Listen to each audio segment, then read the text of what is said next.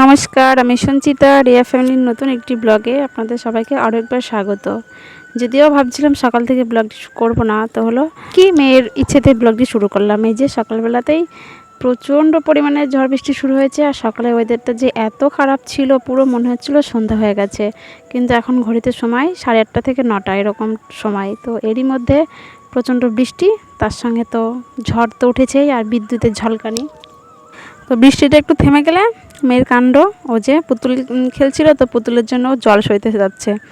ও মানে একটা ঘট নিয়েছে, তাতে ও পানের পাতা নিয়েছে, কিছু ফুল নিয়েছে, দিয়েছে ঘরের সামনে যে পুকুর হয়ে গেছে। আর বৃষ্টিটা একটু তো যেহেতু জোরে হয়েছে, তো ওই জন্য সামনেটা জল বেড়ে গেছে, হয়তো একটু বাদে জলটা সরে যাবে। তো বৃষ্টি থেমে গেলে মেয়ে তো জল বেঁধেছে দেখে ও খেলতে চলে এসেছে। ও অনেকক্ষণই এই বৃষ্টি জলের মধ্যে ও খেলা খেলেছে। আর তারপরে বাবা একটু বাদে জলটা বার করে দিয়েছে এখানে নালি দিয়ে। আর আমার মেয়ে তো সেরকম পুকুরে কিংবা নদীতে ও কোনো দিনই স্নান করতে যায়নি, সেরকম সাঁতারও এখনও শিখে উঠতে পারেনি। তো ঘরের সামনে একটু জল বেঁধেছে দেখে ও জলে খেলতে লেগে গেছে। আরও তো জলে খেলতে দেখে যে রিমিও এদিকে চলে এসেছে জলে খেলবে বলে।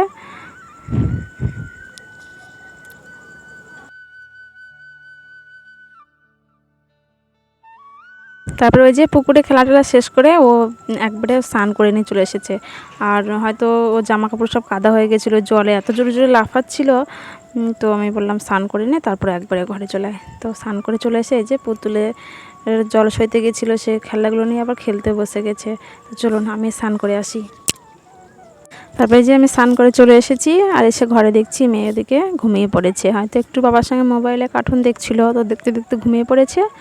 আর আমি বাইরের কাজগুলো সেরে নিয়েছি। বাইরের কাজ বলতে ওই যে কিছু জামা কাপড় কেচে নিয়েছি, রোদ উঠে পড়েছে দেখে। প্রথমে ভাবছিলাম যে কাচাকুচো করবো না, কিন্তু কেচেও নিয়েছি। আর ওদিকে ওই যে সামনেটায় তো কাদা জমে গেছে, ওইখানে আজ জামা কাপড় মেলার পরিস্থিতি সেরকম নেই, তো জামা কাপড়গুলো নিয়ে আমাকে ছাদে যেতে হবে। আর এই যে মেয়ে পুকুরটাতে এখানে দাঁড়িয়ে দাঁড়িয়ে অনেকক্ষণ ধরে কাদার মধ্যে খেলেছে, যে কারণে সামনেটা পুরো কাদা হয়ে গেছে। না খেললে এরকম কাদা হতো না, হয়তো সমানই থেকে যেত। তো চলুন ছাদে যাওয়া যাক।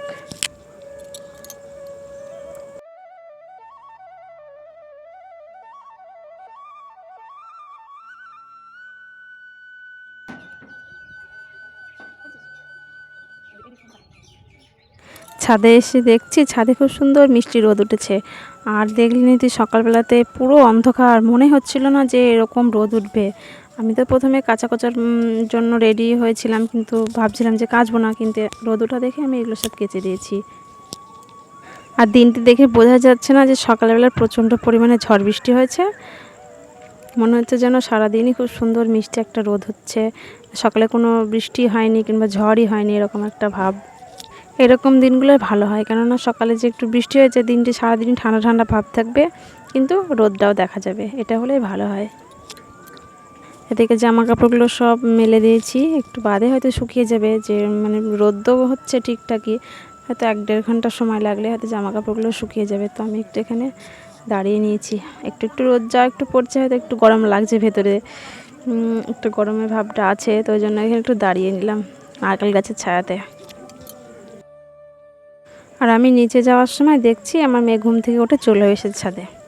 তো ছাদে এসলে জানেনি, তো ও একটু ছাদটা ঘুরবে, খেলবে, তারপরে যাবে। কিন্তু এখন তো রোদ তাও শুনছে না, ঘুম থেকে উঠে পড়েছে। একটু সকাল সকাল ঘুমিয়েছে যেহেতু, তো ওই জন্য উঠেও পড়েছে। তো একটু খেলে নিয়ে তারপরে আবার নিচে যাব। তারপর এই যে বিকেলে ছাদে এসেছি জামা কাপড়গুলো নিতে, তো দেখছি এখানে হনুমান খেলছে, তার সঙ্গে এই যে দুটো ডালে দুটো পাখি খুব সুন্দর বসে শব্দ করছে, শুনতে খুব ভালো লাগছিল। আর এদিকে হয়েছে এক কাণ্ড, জামা কাপড় তুলতে এসে দেখি আমার একটা ড্রেস তো নিচে পড়ে গেছে, পুরো জলে ভিজে গেছে। তো এই জামাটা আবার ধুয়ে দিতে হবে, তারপরে আবার শুকোতে হবে। নিচে গিয়ে ধুয়ে দেবো। এখন এখানে থাক, বাদ বাকি জামাগুলো আমাকে গুছিয়ে গাছিয়ে নিয়ে তারপরে নিচে যাব আর কি। আর এই বিকেলবেলা একটা ছাদে আসলে একটা সুন্দর আমরা দৃশ্য মানে দেখতে পাই, সেটা হলো এই যে সূর্য মামা যে অস্ত যায়। এটা দেখতে আমার ভীষণ ভালো লাগে, কিন্তু এটা যেদিনই আমি বিকেলে আসি সেদিনই আমি এটা দেখতে পাই। চলুন তাহলে, সূর্য মামা দিকে অস্ত যাচ্ছে, তো একটু বাদে সন্ধে হয়ে যাবে। আমি জামা কাপড়গুলো গুছিয়ে ভাঁজ করে নিই। আর ছাদে ভাঁজ করছি কারণ ছাদে বসে থাকতে আজ একটু ভালো লাগছে, চারিদিকে ঠান্ডা হাওয়া, তার সঙ্গে পাখির ডাক, এগুলো শুনতে বেশ ভালোই লাগছিল।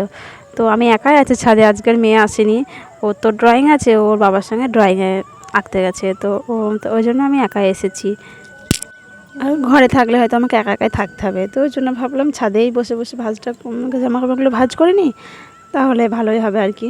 তো চলুন, সূর্য অস্ত যাচ্ছে, যাক আমি এবার নিচে যাই, সন্ধ্যা হয়ে এসেছে, মেয়ে আবার ওদিকে বাড়ি চলে আসবে ড্রয়িং করে। আর এদিকে মেয়ে তো ড্রয়িং ক্লাস শেষ হয়ে গেলে বাবার সঙ্গে চলে এসেছে। আর এই যে ও ড্রয়িং এঁকেছে, আজকে আপনাদের সঙ্গে একটু শেয়ার করছি আমার মেয়ে কীরকম ড্রয়িং এঁকেছে। ও যে ড্রয়িংগুলো এঁকেছে ওর মাস্টারমশাই বলেছে খুব সুন্দর হয়েছে, আর ফুল মার্কস তো এখানে বসিয়ে দিয়েছে। 100-100 ও পেয়ে তো ভীষণ খুশি। যাই একক না কেন, মাস্টারমশাই হয়তো ভালো লেগেছে, তো ওই জন্য হয়তো ফুল মার্কস দিয়েছে। তো আপনারা কমেন্ট করে জানাবেন আমার মেয়ের ড্রয়িংগুলো কেমন এঁকেছে আর কি। প্রথম কী হতো, ও ঠিকঠাকভাবে ও আঁকতে পারতো না, কিন্তু এখন তো অনেক দিন আঁকছে, প্রায় 2 থেকে 3 বছর হয়ে গেল। এখন ওর হাতটা একটু সরে গেছে, যে কারণে হয়তো ছবিগুলো একটু হলেও ভালো হয়। আর ভালো কি খারাপ হয় সেটা তো আপনারা দেখেই বুঝতেই পারবেন, সেটা কমেন্টে অবশ্যই জানাবেন ওর ড্রয়িংগুলো কেমন হয়েছে, তাহলে খুব খুশি হব। তো চলুন, মেয়েকে খাইয়ে টাইয়ে নিয়ে একটু পড়াতে বসাবো।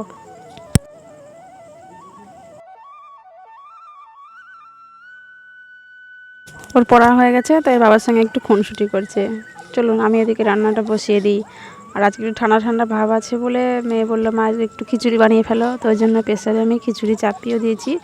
একটু বাদে হয়তো হয়ে যাবে, তো ওদেরকে তখন দিয়ে দেবো। আর এই যে প্রেসারে খিচুড়িটা আমি যেটা বানিয়েছি, এটা খেতে মেয়ে ভীষণ ভালোবাসে। ওই যে বলবে একটু আটা আটা হবে, ওটা খেতে নাকি বেশি ভালো লাগে ওর। তো ওই জন্য আজকে আমি গোবিন্দভোগ চালের খিচুড়ি বানিয়েছি। বললো মা আজকে আমার এটা খেতে ইচ্ছে হয়েছে। আর খিচুড়িতে সবজি বলতে একটু মিষ্টি কুমড়ো, একটু আলু, একটু পটল, আর তার সঙ্গে একটু পনির দিয়েছি। তো খিচুড়িটা বেশ সুন্দর হয়েছে, কালারটা জানি না খেতে কেমন হয়েছে, হয়তো মেয়ে প্রথমে বলবে কেমন হয়েছে খেতে। তো এদিকে মেয়েরটাও রেডি করে দিয়েছি, আর তার সঙ্গে ওর বাবারটাও আমি রেডি করে এখানে রেখে দিচ্ছি। একটু ঠান্ডা হয়ে গেলে হয়তো বাবাও চলে আসবে। আর খিচুড়ির সঙ্গে সেমন কিছু আমি রাখিনি, একটু পাঁপড় ভেজেছি। রাত হয়ে গেছে তো অনেকটা, তো কি রান্না করব, কি ভাজবো, এরকম ভাবতে ভাবলাম যে একটু পাঁপড় ভাজাই করে ফেলি, শর্টকাটে হয়ে যাবে। রাত হয়ে গেছে আর ভালো লাগছে না। তাহলে বন্ধুরা, আজকে খাওয়া দাওয়া দিয়েই ব্লগটি এন্ড করছি। ভালো লাগলে অবশ্যই লাইক, শেয়ার, কমেন্ট আর সাবস্ক্রাইব করবেন। দেখা হচ্ছে নেক্সট কোনো একটা নতুন ভিডিওতে। ততক্ষণের জন্য আপনারা সবাই ভালো থাকবেন। Good night.